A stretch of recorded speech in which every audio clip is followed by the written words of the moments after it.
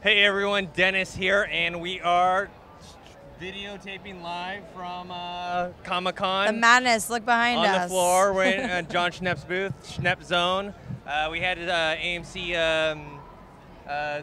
signings today, and we had a cool meet and greet. Thanks to everyone who came out last night. It was a lot of fun. And we have the Marvel press line in an hour, so hopefully we'll have some goodies for you from there. Yeah, so this is a special edition of AMC Mailbag, where we're just going to answer questions right here, right now. We got a bunch of Twitter questions from you. So obviously, one of the big things that came out was obviously the Batman versus Superman. They showed like a teaser trailer. We weren't there, but I heard like Batman came out in his like armored suit and all that stuff. But the one thing we did get to see was the Wonder Woman poster, the reveal of Gal Gadot. Yeah. So Matthew Negra asks on Twitter, your thoughts on the Wonder Woman and Batman versus Superman trailer if you saw it. So we didn't see the trailer, but we did see the picture. What are your thoughts about how Gal Gadot looks? I think she looks amazing. I think it's a really cool scene behind her. She's a wonderfully gorgeous woman, and I like the getup, how they've kind of adapted it, and it looks really good. I mean, that doesn't take away from the fact that she is still really, really skinny, which is accentuated by the picture, but she looks hot, and hopefully like she can be pretty menacing as well. But I did like it. I liked it as well. And some people had mentioned that it had kind of Injustice Gods Among Us look. It does kind of have that sleek look, but with less color. Yeah. It's just more like gold instead of the red, white, and blue. Darker, yeah. The one thing I wish is I wish her skirt was longer, or like maybe pants, because in the Injustice Gods Among Us, she's wearing like pants. It's blue pants, you know. It's like so this is still super hypey, sexy. I mean, it's sexy. It's hot. No one's ever denying Gal Gadot's not hot. No. She's definitely hot, and it's very Zack Snyder-esque, the look of it. Yeah, but we don't want our Wonder Woman to just be hot, yeah, and for that to detract from her kicking ass. Yeah, and then I saw a lot of things on Twitter, people saying, "Hey, you know, are you guys gonna eat your words or whatever?" Like all that stuff. But we haven't seen any footage yet of like her acting in that role, so it still remains to be seen. Yeah. I think the pic looks good, so maybe we'll see something soon. Here's the hoping. Okay, all right. So the next big thing that got announced was Legendary Pictures said that they were going to do a Skull Island. King Kong, baby. Kong, yeah. King Kong origin story. This is where King Kong is from. Legendary with Universal Pictures. Some people behind us here, look, checking out Schnepp's death. Say hi, guys. You're being filmed. So, what do you think about that? That the Legendary is going to do this King Kong origin-esque? Yeah, I mean, we didn't really see it coming as being announced here, but I'm not surprised. I mean, Legendary, Godzilla, King Kong, like these are their big boys, so obviously it's going to keep, being made into feature films. And I like seeing the origin story, and I like, because I am a sucker for origin tales of anything. Gods, monsters, men, whatever. But yeah, this was a good time because people were really shocked by that news. So I think it's great. I think it sounds really cool. Also, I think it could possibly lead into other stuff where it's okay, they're gonna have King Kong there, but it's supposed to it's Skull Island, so they're gonna have a bunch of other creatures there, and maybe they can kind of change that and turn that into something, a different type of franchise. Maybe there's a monster they have on there, either one from the past or one they create new that hits it off with fans, and they could create like another franchise off of. It would make sense. Yeah, well, I mean, that's what it is, They wanted All right. that. So another question we have from Gabriel Borello, Rockstars55, asks, if Arya Stark is casted as Ellie in the Last of Us movie, who would you like to see as Joel? Go ahead. I know you're a big fan. Yeah.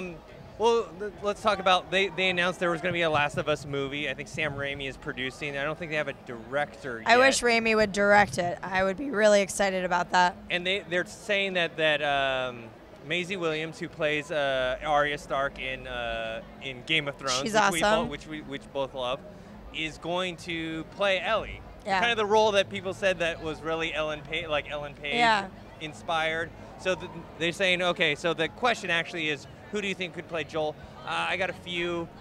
someone like a Viggo Mortensen, Viggo's top. Guy Pearce, even Carl Urban I could see in that role. Carl Urban's thrown in every list. Yeah. Everyone loves him. I mean, but like Viggo Mortensen, he played kind of like a similar role in The Road. Guy Pearce just recently did The Rover, a post-apocalyptic tale. I think either one of those two could do well. Any other suggestions? I just want Viggo to be in more films because there was a whole stint there, obviously Lord of the Rings and like all these films that he was just so good in. And, you know, he has been in a couple. You mentioned The Road, but there's been a little bit of a drought as well. John, say hi. Hey, what's going on? Oh, you guys talking about Wonder Woman yet? Yes, Yeah. do you want to come in and Yeah.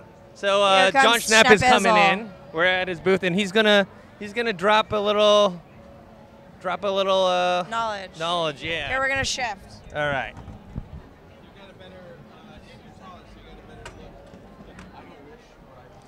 All right, shifted. Oh, God. Shifting. Hey, what's going on? I'm sorry, I'm a giant, so I always make Amy Rose look tiny. A bunch of people at our movie talk meet and greet were like, "Yo, Schnepp, how come you're so tall?" I'm like, "Look, it's genetics, son. I'm not in charge of that stuff." How But come they're I'm like, so short? yeah, and they're like, I "How can't can do anything you about make-" it. They're like, "You make Amy Rose look tiny." I'm like, "Look, it's because I'm a giant. That's why." They So- also say that my eyes are always small. I'm like, I was born this way, yo. I don't know what to do. That's just a mean thing to say, and you should never say that to a woman or anybody, but especially a pretty lady like this. Her eyes are perfect, so. So Schnepp, Yo, what is your take on Wonder Woman? I thought that picture was fantastic. Hot. I think Gal Gadot looks perfect as a warrior of the Amazon, you know, or Amazonian warrior. She's not, I think she's probably hanging out in the Amazon somewhere. But yeah, what a great pick. It was epic. It looked like, yeah, she's ready to fight. She's got a giant sword. I heard John Campea was wrong. He admitted that he was wrong, right? I was like, no, I don't know. Yeah, right. He's like, Because he always does that. But yeah, you know what? It's quite an impressive photo. She looks great. I can't wait to see her act. And honestly, that script that I read like 3 weeks ago, the one that everyone's saying was fake, man, do I hope it's real. Because, you know, that look that she's got fits with that script pretty well. And what an amazing film that's going to be. If that script's even half right, it's going to be quite a fantastic film. They introduce so many characters in a perfect way that it basically opens up the entire DC universe. So to me, that's exciting. And to see Wonder Woman released here, and I got to say, I did call this a couple weeks ago. I said they were going to rock Wonder Woman. So what's up, yo? So anyway, it's not like I'm some magic genie. I could have just as easily said, definitely a man, genie. they're totally going to show Jason Momoa. I was wrong, but I was right this time. So, and I'm glad, too. It's a great pick of Wonder Woman. So I was happy to see it. Did you hear about the Skull Island announcement? No. Okay, so Legendary Pictures announced that they're going to do a Skull Island movie. Wow, you know what? My friends have been working on that, so I'm very happy. I was, you know, I knew about the idea of it. I had no idea it was actually, now it's real. Yeah. Well, congratulations, Stacy and Jonathan. Congratulations. That's awesome news. So yeah, Skull Island. I'm going to check that out. I think it's awesome. All right, we got another question here. This may actually be answered later today. Who could be a better Doctor Strange, Joaquin Phoenix or Benedict Cumberbatch? Amy Rose, what do you think? Joaquin or? I think they would both be awesome at it, and I think they would both bring very different energies to it. I'm kind of sick of seeing Joaquin Phoenix in the very like animated, crazy, eccentric roles. Benedict, I haven't seen him as much. I've seen more diversity from him as of lately, so I would personally prefer Benedict, but it's not that Joaquin wouldn't be amazing at it, Right. but Benedict would be my vote.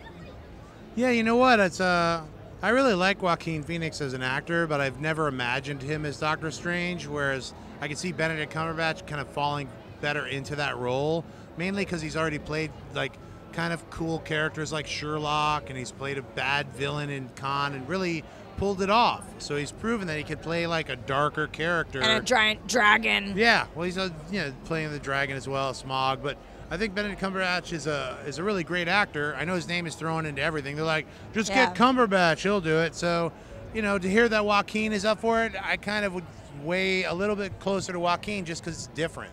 Okay. Yeah, I would go with Cumberbatch. I don't think you can lose with either one. I just think Right. they both kind of have an eccentric vibe to one. I just feel like Cumberbatch's vibe fits closer to Doctor Strange, and that's the only reason. But I think they both, either one would be fine, and maybe we'll find out later today if we're right, you know? Oh wait, did you guys talk about that Avengers thing? Because you showed me a picture that everyone's here, right? Oh yeah, everyone's here from the Avengers. So hopefully I'm pretty sure they're gonna show some footage because I heard they're gonna drop the Vision. They're gonna be like, bam, here's what the Vision looks I like. wore my Marvel dress. I brought my Marvel game face. We're doing the press line in an hour, and we want goodies for you and for us. So hopefully we get it. But there is a photo of the entire cast, and there's some good things coming, some good things in store. Big announcement at Hall H. All right, let's see what other questions we have here. We should do the Patrick Stewart one. Oh, Patrick Stewart. Wilson, other Oh yeah. What? Josh Shazan writes, who do you think? What do you think about Patrick Wilson leaving Ant-Man?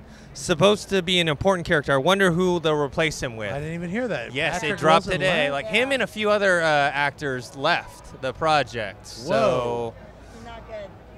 yeah. So I mean, it's not good, but at the same time, sometimes like when you sign up for a project, like maybe you're thinking it's going to be going one way with a certain director, and you think and then the whole reason why you're there kind of goes away, and then you're not that interested anymore. So it's a surprise, but not a shock.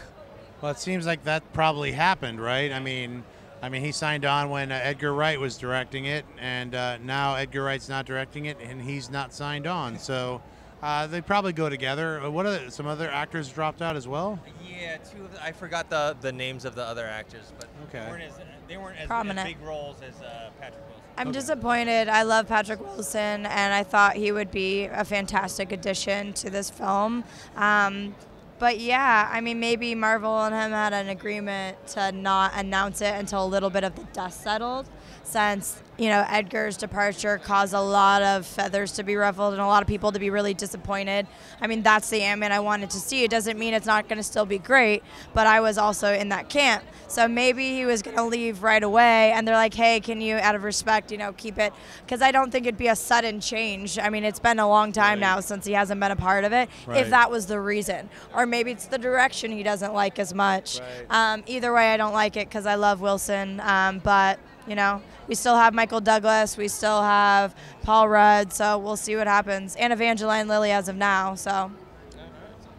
All right, let's see what else we got here. Did I mention that I got a chance to meet Evangeline Lilly earlier? That she was signing her storybook for kids, which I read and is amazing. Nice. So she's very nice. Nice. We love you, Evangeline. Yeah. Adam O'Bizzle on Twitter asks, with Disney doing new genres in Marvel movies, for example, Captain America 2 a thriller, Ant-Man a comedy, do you think we ever could see this with Star Wars? Like their spin-offs, let's say they do a Boba Fett spin-off. Right. Could that be a thriller, or could that be a crime drama, you know? Oh, I see. Well, you know, I think the Boba Fett one is more of a Western. Okay. So they're already working their way into that area. My guess would be that the Han Solo movie would be kind of like so you got some smuggling for me to do, eh? Like maybe like a 1920s style kind of like film noir dealy. I don't know. I think it's possible, just because maybe for the spin-offs, but not for the main movies. Right, not for the main movies, but you got to remember, Star Wars is based off of the Flash Gordon serialized.